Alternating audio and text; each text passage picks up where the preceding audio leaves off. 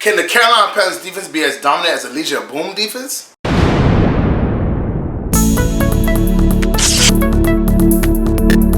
Subscribe to my channel and hit the bell icon so you never miss any video from my channel. Yo! On LCameraTV, make sure you like, subscribe, and share this with y'all cool things like Facebook and Reddit and Instagram and Roman.com and wherever else. And guys, we have a lot to talk about today, man. My dog got sized on an airplane. Definitely got to talk about that. Size cut. You know what I'm saying? A certain player on the Carolina Panthers defense who played for the Legion of Boom thinks that the Carolina Panthers defense could be of that caliber, that tier. And we definitely got to talk about who is breaking out this offseason that everybody keep on talking about. So we got a lot to talk about today, guys. So let's get started. So my dog Cam Newton got sized on an airplane, man. And for y'all who are not Floridians, probably most of y'all are not, sized mean basically disrespected, tried, whatever you want to call it. Because my dog Cam, man, was on a flight and he offered a man $1,500 for his seat. Because obviously Cam is, 6'5", 6'6". I think he's born 6'6", whatever. So he's a pretty big dude, and the place he was sitting didn't have that much leg room. So he offered the guy $1,500 to get his seat because he wanted more leg room. And the guy said no. Can you believe that? The guy said no. Now, mind you, I can't be mad at the guy. I mean, I would have took that $1,500. You know what I'm saying? I need it. I guess maybe I'm broke.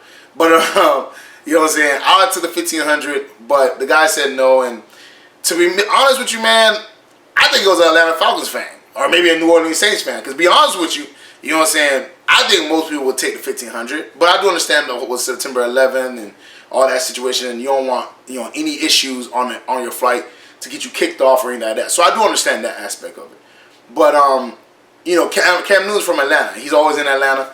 I'm thinking he was in Atlanta. You know what I'm saying? He was, taking a flight to Atlanta, whatever. You know what I'm saying? And the guy didn't want to give him a seat because he's a Falcons fan. And if I'm a Falcons fan, I ain't helping out the Panthers quarterback. That's just not going to happen. You know what I'm saying? So, Cam, stay your butt in Carolina. You know what I'm saying? Carolina people kind of nicer. It's just, you know what I'm saying?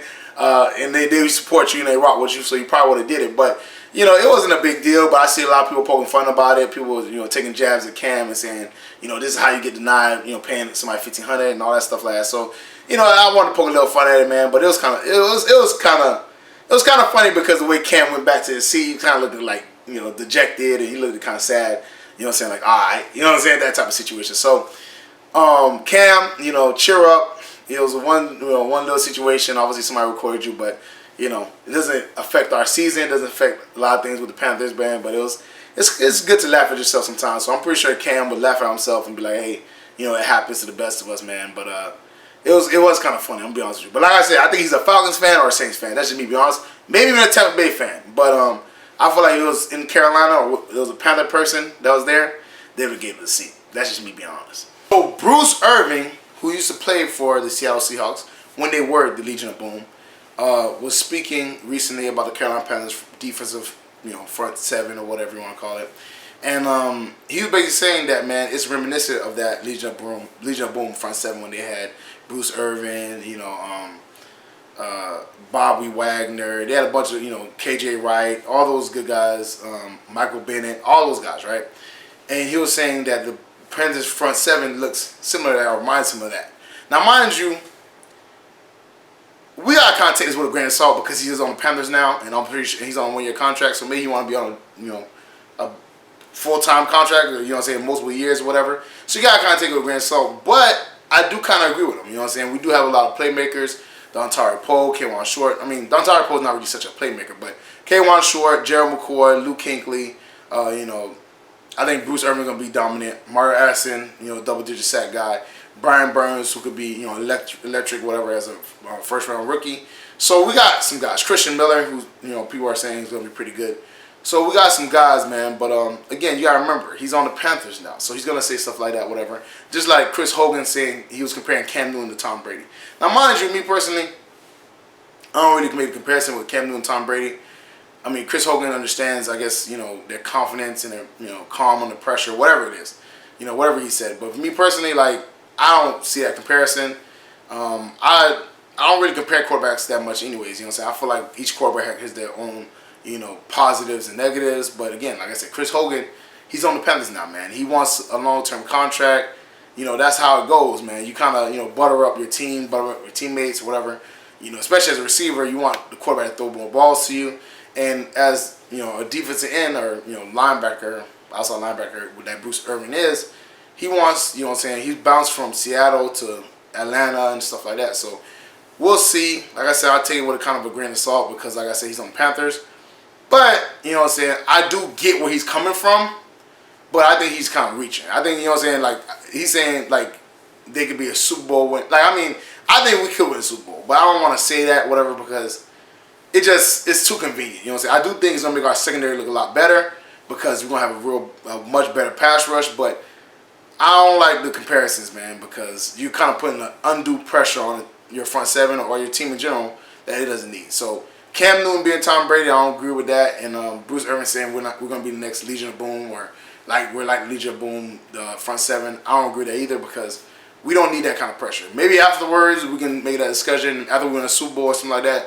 Sure, but before the season even started, before training camp even started, I'm not with that. And finally, I have to talk about this guy because everybody else is talking about him. And I was, you know, one of the people who said he might be our number one receiver besides DJ Moore. Curtis Samuel, man. Everybody is riding the Curtis Samuel train. They've seen how amazing he's been. And I think he is amazing. I think he was amazing last year. I think he just didn't get the amount of, you know, snaps that he deserved. And now they're saying he's coming out with, you know, like gangbusters. They're saying he's looking better, you know, in training camp. He's doing amazing diving catches, all kinds of crazy stuff. And every article I see is about Curtis Samuel, who's the standout player of this offseason. It's Curtis Samuel. You know, Christian McCaffrey was like Curtis Samuel was really, you know, honing his craft and got better at route running, you know, sitting in zones, cutting in and out his breaks. So it's like, it just sounds like, man, he been balling, you know what I'm saying? And like I said, you know, I'm not just trying to discourage DJ Moore at all, you know, because I think DJ Moore is going to be a very good player. But I think Curtis Samuel is more of a surprise because we knew, you know, he was a second-round pick, so we expect him to be good. But he's really, you know, improved and he's really taking his craft seriously. And that's why I like to see, you know what I'm saying, he's, like I said, I think every receiver should have a jugs machine. I did a video earlier saying that, you know, is Curtis Samuel going to be our number one receiver? And, you know, like I said, he got a jug machine. He's worked on his hands, catching the ball better. You know what I'm saying? He's working on his route running. He's working on so many things. And he's showing on the field, you know what I'm saying? And, like, I think another guy that's going to be kind of a surprise is Terry Goodwin that we got in the 7th round from Georgia, because I seen a video on Cam's, I think, Instagram, where he was with Terry Goodwin, man. You know what I'm saying? They were running routes. Obviously, Terry Goodwin played for Cam's 7-on-7 league. You know, so he's known Cam for a long time. So I think they're going to have a good connection. I think the guy's going to be pretty good. And, you know, he's getting work with Cam Newton already. So I think that's a very good sign. I think our receiving core could be better than a lot of people are expecting it to be. And I think Curtis Samuel could be, even if he's not number one, he might be number 1B. You know what I'm saying? Like, if DJ Moore is 1A, he's 1B, because I think both of them guys are going to do a great job this year. And I think our receiving core is going to surprise a lot of people. Everybody's like kind of undervaluing our receiving core, but I think it's going to surprise a lot of people, man. If Curtis Samuel and DJ Moore live up to the expectation that they've been setting, you know what I'm saying, last year and in this training camp and off season, I think our receiving core is going to be pretty good. So, well, that's it for me, guys. Make sure you like, subscribe, and share cool things like Facebook and Reddit and Instagram and Roman.com and wherever else. And guys, get in the comment section, man.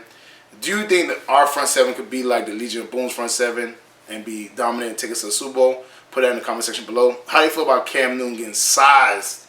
You know what I'm saying? Not the guy not giving his seat up to Cam for the 1500.